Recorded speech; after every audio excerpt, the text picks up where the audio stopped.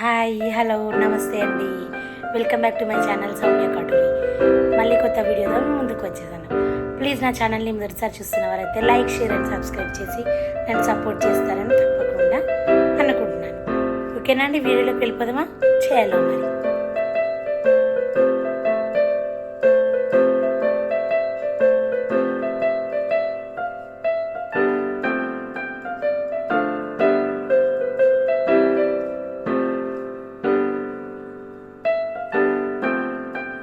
ముందుగా అందరికీ సంక్రాంతి అండ్ భోగి శుభాకాంక్షలు.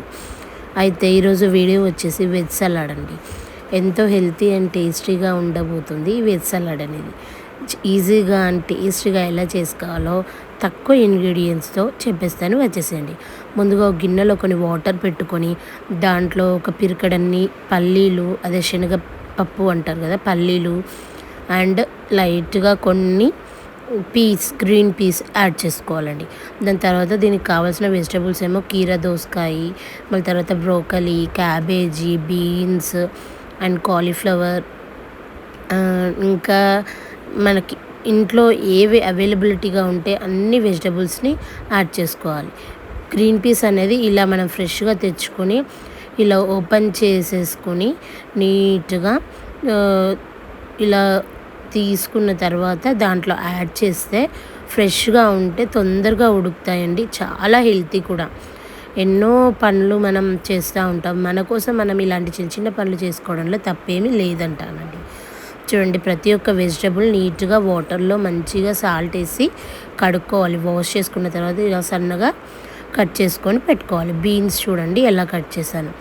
ఇలా సన్నగా ప్రతి ఒక్క వెజిటబుల్ని కట్ చేసుకున్న తర్వాత లైట్గా ఇలా మనం బాయిల్ చేయాలి. లైట్గా కాదండి, మనం అన్ని వెజిటబుల్స్ ఉడకాలి. ఉడికితేనే ఆ టేస్ట్ అనేది చాలా బాగుంటుంది. తర్వాత వాటర్ని వేస్ట్ చేయకుండా మనం సూప్ లాగా చేసుకొని తాగొచ్చు. నెక్స్ట్ వచ్చేసి మిరియాలు, కొంచెం కొత్తిమీర అండ్ కొంచెం చాట్ మసాలా అండ్ గట్టిగా గడ్డలాగా ఉండే మంచి కమ్మటి పెరుగు, సాల్ట్, ఇవన్నీ చాలా చాలా ఇంపార్టెంట్ అండి. మన వెజ్ సలాడ్లో ఇది మెయిన్గా చాలా టేస్ట్ని తీసుకొస్తుందండి ఈ సూప్ అనేది. మనం మైదా పిండి రకరకాలుగా వేరే వేరే పిండిలతో చేసుకుంటారు.